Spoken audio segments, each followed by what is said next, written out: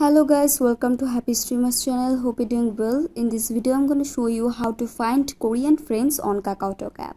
So guys, let's continue into your Kakaotalk app. And then just tap on the chat icon. Now then tap on the message plus icon beside the search bar. Now here you will get some categories and you can select any of them.